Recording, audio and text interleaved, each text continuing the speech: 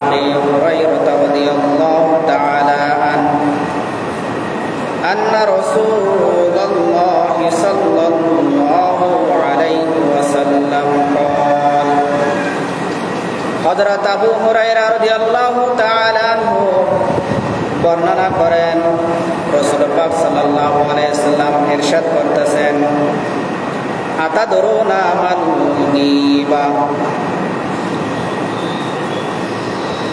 রাসূল পাক সাল্লাল্লাহু আলাইহি ওয়াসাল্লাম বললেন আতাদরুনা মাল গীবা, গীবতটা কি জিনিস তোমরা কি জানো?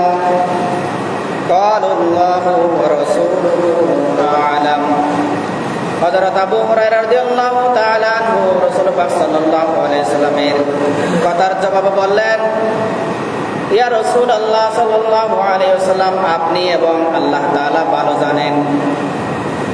সাহাবীদের মধ্যে একটি বৈশিষ্ট্য হচ্ছে যদিও বা তারা প্রশ্নের উত্তর জানা থাকলো সেটা বড়দের কাছে গিয়ে অথবা রাসূল পাক সাল্লাল্লাহু আলাইহি ওয়াসাল্লাম থেকে যখন জিজ্ঞাসা করেন উত্তর জানা থাকা সত্ত্বেও তারা মুখ দিয়ে সেটা বের করতেন না। কেন?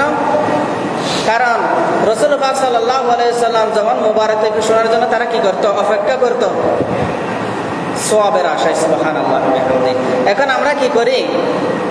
কেউ একজন কথা বললে বড়জন কথা বলতেছে, আমরা তার মুখ থেকে কথা কেড়ে নিই, অর্থাৎ এবার নহইবার আগে দিই হতাকানিবার মুখ তো না হারিলে ইয়ে আয় কেন করে বুঝাই দিই। কিন্তু সাহাবীদের মধ্যে এমন আমল ছিল না। সাহাবীদের মধ্যে একটি প্রধান বৈশিষ্ট্য হচ্ছে বড়রা যেখানে কথা বলে সেখানে চুপ করে শুনবে, আগে প্রশ্ন করলে জবাব দিবে। আল্লাহ এবং রাসূল সাল্লাল্লাহু আলাইহি ওয়াসাল্লাম আমাদের থেকে ভালো জানেন। সুবহানাল্লাহ। তাহলে এখান থেকে আমাদের শিক্ষা কি? রাসূল জিজ্ঞাসা করলেন গীবত কি? আবু হুরায়রা রাদিয়াল্লাহু তাআলা আনহু বললেন ইয়া রাসূলুল্লাহ, আপনি এবং আল্লাহ রাব্বুল আলামিন ভালো জানেন।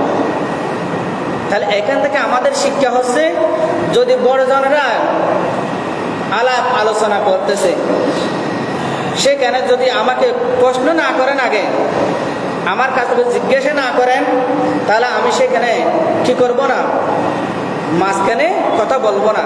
যখন আমার কাছে জিজ্ঞেস করবে তখন আমার উত্তর দেওয়া সেটা হবে সঠিক উপায়, উত্তম উপায়, ভালো ফল। তাহলে আমরা মাঝখানে গিয়ে কথা বলবো না। আবু হুরায়রা রাদিয়াল্লাহু তাআলা যেভাবে কথার উত্তর দিলেন রাসূল সাল্লাল্লাহু আলাইহি ওয়াসাল্লাম, আর আল্লাহ এবং আল্লাহর রাসূল ভালো জানেন, আমরা এই পদ্ধতিটা অবলম্বন করব ইনশাআল্লাহ। এরপরে রাসূল পাক সাল্লাল্লাহু আলাইহি ওয়াসাল্লাম বললেন কল যিকরুকা আহাকা বিমা ইয়াকরাহু। আল্লাহ রাসূল সাল্লাল্লাহু আলাইহি ওয়াসাল্লাম বললেন, এই গীবতের কথা বলতে গিয়ে বলছেন যিকরুকা আহাকা বিমা ইয়াকরাহু। ইয়াকরাহু তো অপছন্দ করা, আহাকা আপনার নিজের ভাইয়ের, অপর ভাইয়ের, যিকরুকা এখানে হচ্ছে কথা বলা। এমনি জিকির অর্থ হচ্ছে আল্লাহ তাআলাকে স্মরণ করা, কিন্তু এখানে যিকরুকা এর অর্থ হচ্ছে অপর ভাইয়ের কি করা? পরনিন্দা করা, কথা বলা, যেটা অপর ভাই পছন্দ করবে না। অর্থাৎ আমি আমার ভাইয়ের কথা বলতেছি অন্যজনের কাছে, এমন একটি কথা যে কথা আমার ভাই পছন্দ করবে না। তাহলে রাসূল সাল্লাল্লাহু আলাইহি ওয়াসাল্লাম বলেন যিকরুকা আহাকা বিমা ইয়াকরাহু।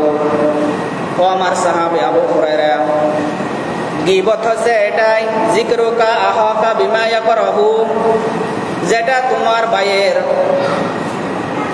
অনুপস্থিতিতে যে কথা বলবে সে কথা শোনার পরে যখন তোমার ভাই কি করবে? অসন্তুষ্টজনক হবে, খুশি হবে না, রাগ করবে, এমন কথা বলবে না যে কথার কারণে তোমার ভাইয়ের দুঃখ পাবে, মন খারাপ করবে, সেটা হলো গীবত। এক নম্বর।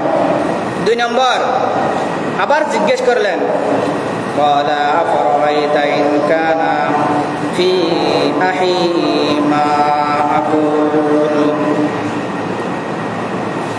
আবু হুরায়রা রাদিয়াল্লাহু তাআলা আনহু রাসূল সাল্লাল্লাহু আলাইহি ওয়াসাল্লাম থেকে আবার জিজ্ঞেস করেন, ইয়া রাসূলুল্লাহ, আমি যে কথা বলতেছি সেই কথা যদি আমার অপর ভাইয়ের কাছে থাকে সেটা কি হবে? মা আকুল, সেটা কি হবে? আমি যে কথাটা বলতেছি, যে প্রসঙ্গে কথাটা বলতেছি আমার ভাইয়ের, সেই কথাটা আমার ভাইয়ের মধ্যে আছে, অর্থাৎ সেই কাজটা আমার ভাই করে। যদি আমি সেই কথা বলি তখন কি হবে? মা আকুল। রাসূল পাক সাল্লাল্লাহু আলাইহি ওয়াসাল্লাম বললেন, ক্বাল ইন কানা ফীহি মা তাকুলু ফাকাদ ইগতাইতাহু ওয়া ইন লাম ইয়াকুন ফীহি ফাকাদ বাহাত্তা। যদি তুমি তোমার ভাই সম্পর্কে এমন কথা বলো যে কথা প্রকৃতপক্ষে তার কাছে থাকলো, সেটা যদি তুমি বলো তাহলে সেটা গীবত হবে। থাকলেও দোষ আছে, তার অনুপস্থিতিতে সে কথা আপনি অন্যজনের কাছে বলতে পারবেন না, সেটাও কি হবে? গীবত হবে। আর যদি তার মধ্যে না থাকে, আমি যার ব্যাপারে কথা বললাম, দোষ একটা বললাম আরেকজনকে একজনের ব্যাপারে, সে দোষটা যদি তার মধ্যে না থাকে তাহলে সেটা কি হবে? বাহাত্তা অর্থাৎ বুহতান, মিথ্যা অপবাদ দেওয়া। যে মিথ্যা অপবাদ দেওয়ার কারণে যত গুনাহ হতো, তার কাছে দোষটা না থাকার কারণে আল্লাহ রাব্বুল আলামিন যে ব্যক্তি দুশ্চর্চা করলো সেই গুনাহ আল্লাহ রাব্বুল আলামিন তার আমলনামায় লিপিবদ্ধ করে দেন। নাউযুবিল্লাহি মিন যালিক। তাহলে আমরা এই হাদিস থেকে শিখতে পারলাম, আমরা কারো অনুপস্থিতিতে এমন কথা বলবো না যে কথার কারণে তার কষ্ট হয়।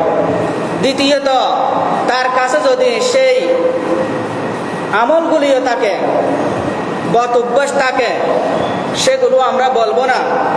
বললে কি হবে? গীবত হবে। তাহলে আমরা শিক্ষা নিতে পারি, প্রথমত দুইজনে কথা বললে সেখানে আমরা মাঝখানে কথা বলবো না।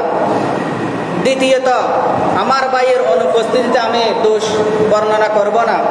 তৃতীয়ত, তার মধ্যে দোষ থাকলো আমি সেই দোষগুলো অন্যজনের কাছে বর্ণনা করতে পারবো না, কারণ গীবত হবে। তাহলে এই গীবতের অপর নাম, অর্থাৎ গীবতের পরিণাম কি হবে? যারা গীবত করে তাদের অনেক লম্বা হাদিস। যারা দুশ্চর্চা করবে, অপরের দোষ খুঁজাখুঁজি করবে, আমরা ক্ষেতের মধ্যে গেলে কি করি? ইয়ান দেখেন ক্ষেত তুলি কুটে কুটে আর কি করি? ক্ষেত তুলি ক্ষেত বেগিন এখান দিন থাকে। আবার যেখানে ক্ষেত গড়িয়ে না হাই কিনলে গড়িয়ে যেখানে ফেহানা গিয়ে ইয়ে তুলে সে ক্ষেত তুলি দেয়, গড়িয়ে হাইতো নয়। মরা জিনিসের উদ্দিত ক্যারিং গড়িয়ে না হাইব, কিন্তু গড়িয়ে আল্লাহ রাব্বুল আলামিন এন একখান পাওয়ার দিয়ে তার মুকুম্মাই যে না কর গন্ধ পাইলে মাত্র হইতে পারে তো হন জায়গার জিনিস। ঠিক আল্লাহ রাব্বুল আলামিন রাসূলুল্লাহ সাল্লাল্লাহু আলাইহি ওয়াসাল্লামের মাধ্যমে জানান দেয়,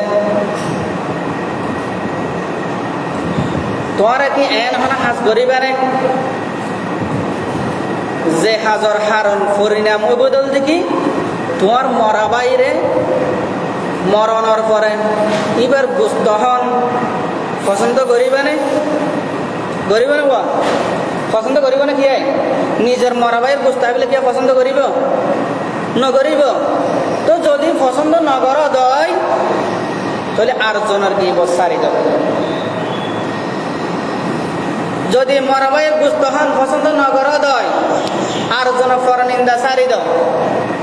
যদি মরা বাইর গুস্ত নহন পছন্দ কর দয়, পছন্দ নগর দয়, তাহলে আর জনের দোষ খুঁজাখুঁজি করি পেলাই এগারোতন এগারোতন অগর এই দুয়ানতুন ও দুয়ানের যাই কি নগরিবে? দোষ খুঁজাখুঁজি নগরিবে। শুরুতে আগার হাদিস মাঝে হইলাম,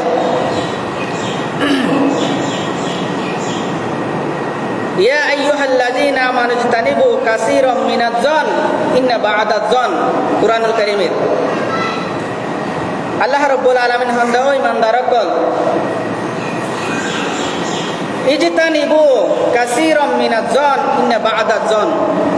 জন মানে যে কি করন ধারণা করন